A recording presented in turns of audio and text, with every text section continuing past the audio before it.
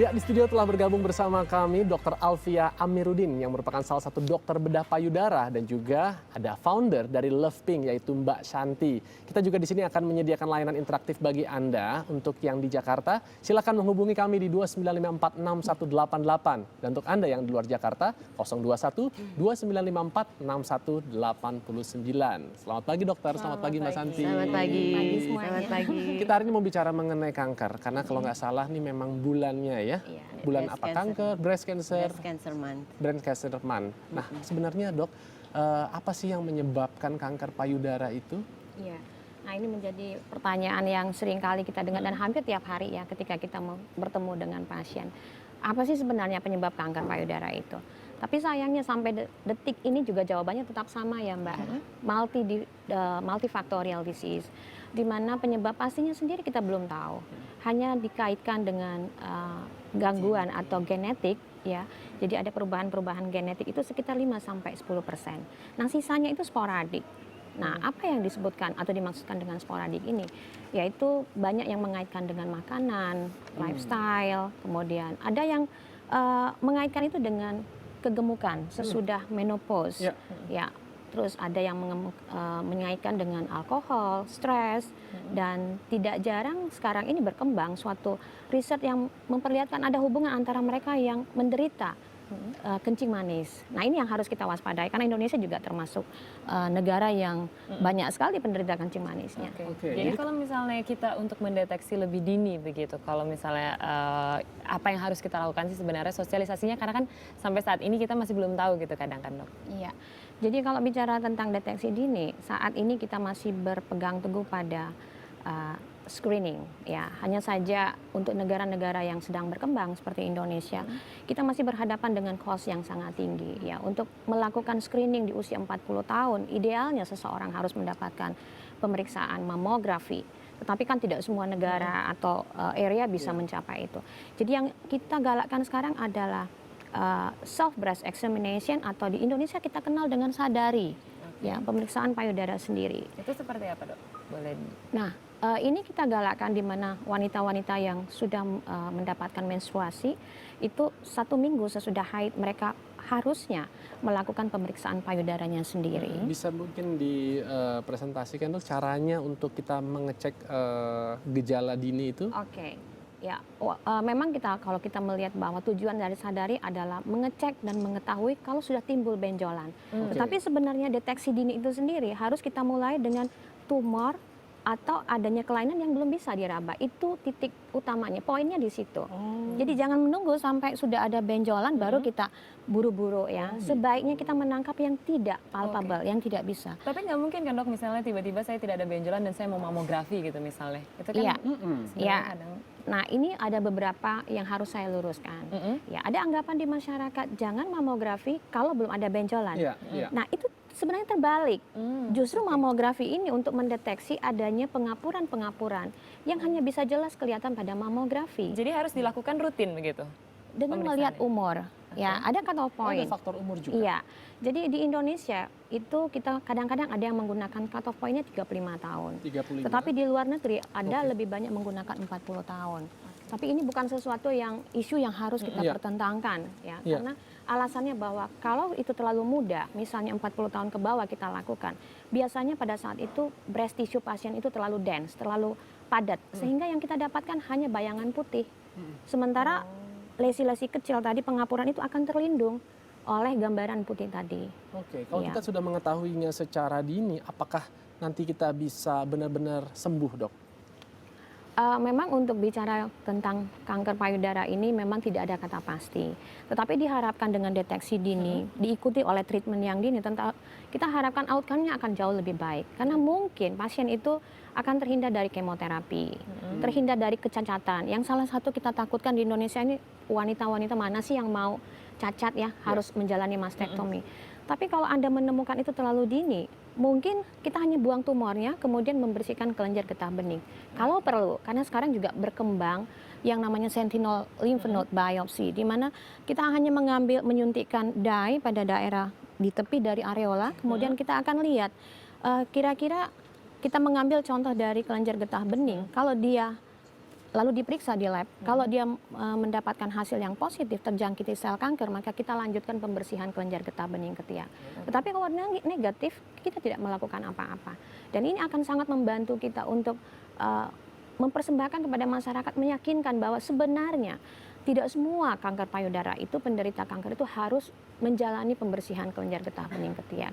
Yang benang merah yang bisa kita ambil dari situ bahwa pembersihan kelenjar getah bening ketiak juga yang tidak proporsional mempunyai 30% untuk mendapatkan lymphedema. Ya. Oke, nanti kita akan bahas lebih lanjut juga, tapi saya penasaran ada Mbak Santi di sini yang juga sudah memakai baju pink dan berasal dari Love Pink. Sebenarnya Love Pink itu apa, Mbak Santi? Oke, Love Pink ini adalah komunitas wanita-wanita penderita kanker payudara. Asal mulanya adalah ketika saya didiagnosa tahun 2010 bulan Maret, dokter memberitahu saya kalau saya kanker payudara stadium 3B, harus menjalani treatment yang cukup panjang, 6 kali kemoterapi, kemudian operasi, diangkat payudaranya, dibuang gitu ya. Setelah itu radiasi 1 bulan, kemudian ada lagi single drug chemo, ya dok namanya single drug chemo ya, Herceptin, 16 kali lagi gitu. Jadi ketika saya didiagnosa itu rasanya dunia berhenti berputar beberapa detik. Tapi ketika itu saya langsung sadar gitu, oh ya, terus saya harus ngapain dok? Saya tanya ke dokternya, oh ya kamu harus jalan ini. Oke, kalau gitu saya tanya ke bagian administrasi berapa lama, segala macam. Setelah itu saya second opinion dan lain-lain gitu ya. Ketika di bulan Mei, ketika saya sudah menjalani kemo pertama, ada teman-teman saya yang memperkenalkan saya dengan Muti. Muti juga kanker payudara, baru didiagnosa juga, tapi dia dioperasi dulu baru di kemo. Jadi teman-teman saya pengen saya ngobrol sama Muti. Mungkin kamu bisa bertukar pikiran gitu ya, bertukar experience sama Muti. Akhirnya saya dikenalkan, akhirnya kita menjadi deket. Jadi setiap hari kita berkomunikasi gitu, bertukar cerita lah. Kamu gimana hari ini setelah operasi, terus kamu gimana setelah kemo gitu. Paling nggak ada temen gitu. Nah akhirnya setelah saya selesai treatment, saya treatment 1 tahun 3 bulan. Kemudian selesai treatment, dengan Muti saya mulai jalan kepada teman-teman yang baru terdiagnosa. Jadi misalnya ada teman dari teman saya yang terdiagnosa, saya datengin dengan Muti. Biasanya kan mentalnya down kan. Walaupun kita sudah dikasih tahu dokter, udah disupport keluarga dan teman-teman, tapi kan mostly orang-orang itu tidak mengalaminya. Jadi ketika kita datang, saya dan Muti datang memberi mental support gitu, biasanya mereka akan semangat lagi. Akhirnya komunitas ini berkembang. Di Jakarta sekarang ada kira-kira 50 orang, itu kami stop karena kami tidak punya media komunikasi yang bisa lebih untuk 50 orang gitu. Akhirnya kami membuat website, baru soft launching minggu kemarin dan akan di launching 26 Oktober ini. Jadi memang untuk membahas dan support group.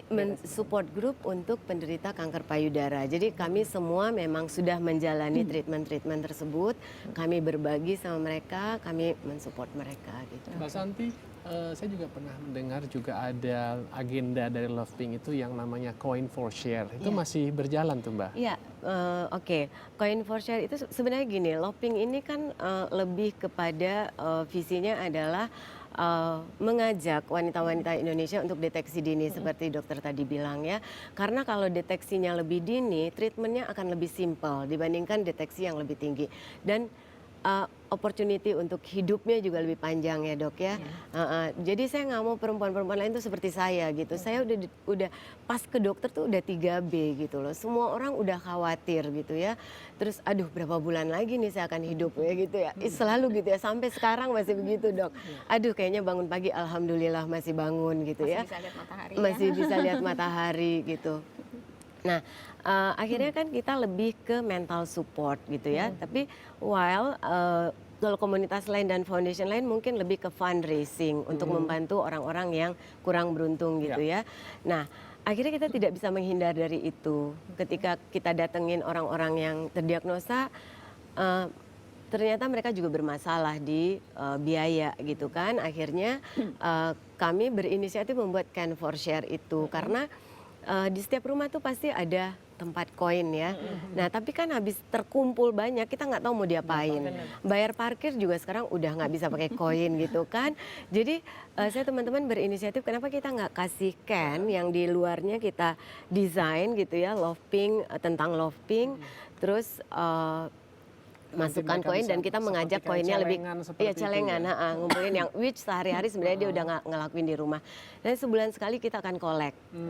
Jadi kita data can itu kemana aja, sebulan sekali kita collect atau mereka bisa drop di sekretariat kita. Di mana sih sekretariat? Sekretariatnya di Tulodong, di Jalan SCBD. Tulodong, dekat SCBD, dekat kantor. Di sih, tengah-tengah, Terang jadi hampir Cukup strategis lah iya, ya. betul. Aksesnya kemana-mana. Iya Orang bisa betul. masuk Jadi kemana-mana. memudahkan orang Iya. gitu. Oke, Oke. dan kita langsung sapa dulu, sudah ada penelpon. Halo? Halo, Ya, selamat pagi. Dengan Mbak siapa di mana? dengan Alfa di Bekasi Alfa di Bekasi, pertanyaannya untuk siapa? sama ibu dokternya ya. Oke, langsung saja. Sebelumnya selamat pagi. Pagi. Pagi. Saya umur 23 tahun. Mm. Terus saya udah pernah kena radang kelenjar payudara waktu umur 20-an lah. Saya mau tanya nih, apakah ada potensi buat kena kanker payudara? Oke. Terus yang kedua, apakah ada pantangan makanan tertentu? Itu Terus saja. kalau datang bulan itu, seminggu sebelum datang bulan itu payudara terasa sakit banget. Apakah itu normal? Oke, terima kasih Mbak Alfa di Bekasi. Langsung saja dokter. Iya, jadi Anda pernah terdiagnosa menderita radang di kelenjar payudara. Tentunya ini harus kita buktikan. Yang Anda maksud itu radang seperti apa? Ya, karena untuk mendeteksi atau mendiagnosis suatu penyakit kan tentu harus ditunjang oleh beberapa pemeriksaan. Iya. Tetapi radang itu sendiri biasanya kalau hanya peradangan, biasanya tidak berpotensi untuk itu, apalagi dengan usia, ya. Tapi harus dibuktikan apakah memang hanya sebatas radang atau ada yang lain. Terus pertanyaan kedua, kenapa pada saat 1 minggu sebelum haid biasanya payudara itu terasa kenceng, ya sakit dan penuh. Kita harus tahu bahwa pada saat-saat itu premenstrual itu estrogen kita meningkat, ya. Nah, estrogen ini akan menyebabkan semua kelenjar-kelenjar, saluran-saluran atau struktur yang ada di dalam payudara itu ikut membesar dan melebar. Selain itu juga terjadi retensi cairan karena pengaruh hormon tadi. Nah, kita bisa lihat pada saat kita mau mens, ya, payudara itu rasanya penuh. Tetapi ketika darah haid itu sudah mulai keluar, dia akan pelan-pelan lembut kembali dan nyerinya itu mulai berkurang. Karena ini tadi yang saya bilang tadi adanya water retention yang kemudian dirilis perlahan-lahan, maka itu akan menyebabkan volume payudara itu pelan-pelan akan kembali ke normal. Ya, jadi jangan terlalu panik dengan hal ini karena biasanya ini lebih banyak berhubungan dengan level hormonal pada waktu itu. Nah, itu Oleh karena itu, saya sambung sedikit bahwa sadari tidak dianjurkan pada saat 1 minggu sebelum haid. Karena kita akan terhenti pada saat kita meraba. Ya, kita akan terganggu dengan rasa sakit. Ya, sehingga Dianjurkannya 1 minggu 1 setelah ya? minggu sesudah haid. Oke. Di saat payudara itu sudah soft kembali, ya nyerinya sudah menghilang sehingga kita dengan nyaman ya memeriksa daerah-daerah yang dengan tidak melupakan daerah puting dan daerah sekitar ketiak. Ya. itu kan untuk wanita, Dok. Sekarang bagaimana dengan pria? Karena saya dengar ini juga pria memiliki potensi yang sama untuk bisa terkena penyakit kanker payudara. Iya. Nah, bicara tentang kanker payudara pada laki-laki, ya memang kita tahu insidensinya sangat kurang, sedikit ya, cuman kurang dari 1%. Kurang dari 1%. Iya. Dan biasanya ketika laki-laki mendapatkan atau menderita penyakit ini dia datang lebih lambat karena volume payudaranya memang lebih sedikit. Sehingga jika ada kelainan di situ dia selalu menganggap itu biasa-biasa saja. Ya. Ya, dan mungkin mereka akan menganggap itu bisul biasa. Jadi apapun bentuknya, ya entah itu mau dalam bentuk bisul atau warnanya berubah, putingnya ketarik atau perubahan kulit di atasnya, jangan pernah diabaikan begitu saja. Sebaiknya menghubungi dokter atau klinik yang terdekat untuk mendapatkan pemeriksaan yang lebih rinci. Oke. Dan saya tadi ada 3 pertanyaan ya. Oh, yang satu lagi tadi mengenai itu ya, yang kalau ada kemungkinan nggak dia mengidap kanker payudara yang tadi dia bilang? Iya, jadi biasanya kalau peradangan murni itu tidak akan menyebabkan kanker payudara, tetapi itu harus kita buktikan dengan pemeriksaan lanjutan. Tapi tadi ngomongin kanker payudara untuk pria, selain ada Love Pink, ada juga Love Blue ya? Blue something? Nggak tahu. Oh, belum tahu juga ya, belum ini ya Mbak ya. Iya. Oh, oke, tapi kalau misalnya penggalangan untuk kanker payudara untuk pria belum ada dari Love Pink. Kebetulan karena Loving ini wanita semua, jadi dan masih banyak wanita-wanita yang butuh bantuan kita, jadi kita fokus dulu ke wanita. Tapi jangan gitu, saya aja laki-laki suka juga pakai warna pink. Warna pink itu juga banyak loh yang cocok pakainya. Jadi supporter Yang saya Loving tahu ya. Iya. Laki-laki itu adalah ada society sekarang, mereka lagi menghimpun membuat suatu society. Itu para suami yang punya istri yang penderita kanker Supporter, payudara. iya, Ya. supporter.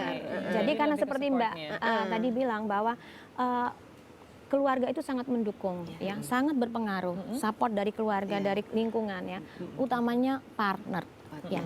Karena tidak jarang harus kita akui bahwa tidak jarang perceraian itu akan terjadi di ujung hari, Iya. ya, karena tidak adanya komunikasi yang baik antara satu dan keduanya. Nah, mungkin ini juga termasuk suami yang sangat peduli terhadap Ya. wanita, terhadap orang yang dicintainya. Ini ada dari Twitter, namanya Joko_Suntor. Jadi Joko bertanya nih Dok dan juga Mbak Santi, apakah benar rebusan daun sirsak itu bisa mengobati kanker payudara? Nah, mungkin dokter bisa untuk memberikan Iya. penjelasan itu. Memang isu ini sempat booming di mana-mana, ya, meminum rebusan daun sirsak dalam bentuk apapun Iya. pengolahannya.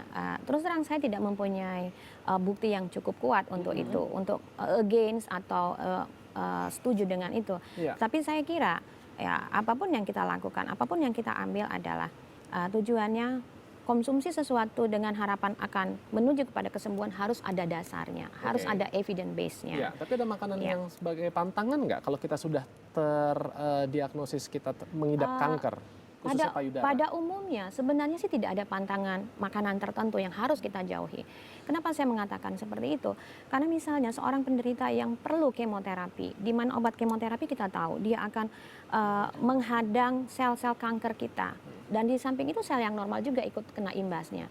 Nah, untuk dari satu siklus ke siklus lainnya mereka butuh pemulihan, butuh regenerasi sel. Regenerasi sel akan lebih mudah terjadi kalau semuanya didukung oleh nutrisi yang baik. Nah, kalau kita sudah menjauhi protein misalnya, seseorang nggak boleh makan daging merah, nggak boleh makan ini dan itu, seafood, isunya di luar kan begitu. Pasien ini akan jatuh dalam kondisi yang malnourished. Ya, jadi proteinnya tidak mencukupi sehingga kadang-kadang kemo itu harus tertunda. Nah, karena albuminnya rendah, semuanya rendah, dan itu harus kita build up kembali, yang butuh waktu yang tidak cepat. Kalau dokter punya data terkini mungkin mengenai perbandingan pengidap kanker payudara antara pria dan wanita, atau mungkin justru nanti jadi dari komunitas Love Pink malah suka update tuh di Indonesia khususnya, Dok? Iya, jadi secara overall ya memang secara statistik kita melihat bahwa 99% itu akan diderita oleh wanita. Dan sisanya adalah laki-laki. Ini bisa saja bergeser nanti karena mungkin mulai sekarang laki-laki sudah mulai mau mengutarakan. Kadang-kadang kan dia malu. Dulu-dulu orang selalu berpikir, itu tabu masalah payudara. Jadi mereka diam. Tapi dengan adanya informasi, edukasi ke masyarakat, saya kira awareness untuk breast cancer ini akan gaungnya terdengar di mana-mana. Dan kita harapkan jangan cuma sampai bulan Oktober ya. Harusnya itu berkelanjutan. Ya. Tapi Dok, kalau misalnya saya juga pernah dengar gitu, kalau kita menyusui saat kita punya anak itu bisa mengurangi resiko kanker payudara, itu benar? Ya, jadi ini perlu saya luruskan lagi. Di luar sana banyak sekali isu yang sedikit menyimpang. Jadi sebenarnya menyusui komplit untuk ASI eksklusif ya, yang kita sebut dengan ASI eksklusif tidak menjamin atau garansi 100% bahwa Anda akan terjauh, terbebas dari kanker payudara. Tetapi resikonya akan sedikit lebih menurun. Oke, berapa persen Dok? Kalau kurang lebih? Kita tidak bicara persen, tetapi kalau kita lihat bahwa 2-5 kali lebih tinggi pada orang-orang yang tidak pernah menyusui. Ya, resikonya lebih tinggi dibanding grup yang menyusui. Tetapi tidak ada kata jaminan 100%.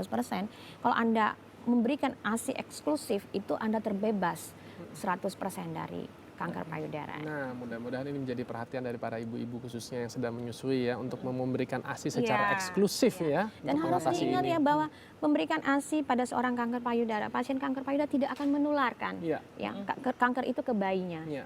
Nah, ini banyak sekali yang harus kita luruskan.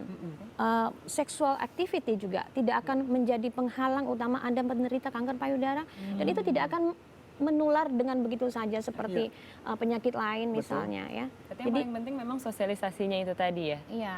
Kalau misalnya ngomongin sosialisasi, mungkin dari Mbak Santi sudah ada sosialisasi yang sudah dilakukan gitu ke mungkin tidak hanya para penderita yang tergabung dalam Lovepink, tapi juga masyarakat luas. Oke, nah Lovepink ini masih baru dan baru soft launching dan baru akan di launch itu 26 Oktober ini. Kita memang masih fokus di penderita kanker payudara. Memang masih banyak banget, masih banyak sekali seluruh Indonesia ya dok ya. Sedih lihatnya sedih. Setiap hari ada yang telepon ke kita, ada yang message di Facebook, ada yang kirim message di website gitu bertanya. Tapi umumnya mereka sudah, memang kita fokus ke penderita, jadi memang mereka sudah menderita gitu. Tapi di luar itu kita memang mengajak sadari tadi seperti dokter bilang, periksa payudara sendiri seminggu setelah menstruasi. Kita ajak selalu, kita melalui sosial media selalu kita ingatkan kira-kira tanggal 8 setiap bulannya kita akan nge-tweet gitu ya, atau di pad di mana-mana udah periksa payudara sendiri gitu, untuk mengingatkan mereka gitu. Sosialisasinya masih sampai di situ. Tapi kalau misalnya Twitternya tadi apa? Lovepink ID. Mbak Santi boleh. Lovepink ID. Iya. Kalau Facebook? Facebooknya Lovepink Indonesia. Oke, dan websitenya? www.lovepinkindonesia.com. Oke, jadi di situ kita bisa melihat semuanya tentang kegiatan Iya, dari Lovepink. dan untuk pengen jadi anggota atau member Lovepink bisa sign up di websitenya kita. Terakhir Mbak, mungkin ada agenda di dalam bulan breast cancer ini yang akan dilakukan oleh teman-teman dari komunitas Lovepink? Betul. Minggu lalu kita fun walk di Car Free Day. Alhamdulillah ada 700 orang yang datang peserta, dan dari Lovepink sendiri membernya sekitar 50 orang. Mostly dari mereka 70% itu masih treatment, masih kemoterapi, masih radiasi, tapi semangatnya tinggi. Berpartisipasi. Nah, semangat itu yang membuat kita, membantu kita sembuh ya dok Ada ya. nggak agenda terdekat di bulan ini? Terdekat yang mungkin bisa diikutin di oleh 26 teman-teman lain? Oktober ada di Plaza Senayan jam 2 sampai jam 5 sore. Jam 2 sampai jam 5. Silakan datang.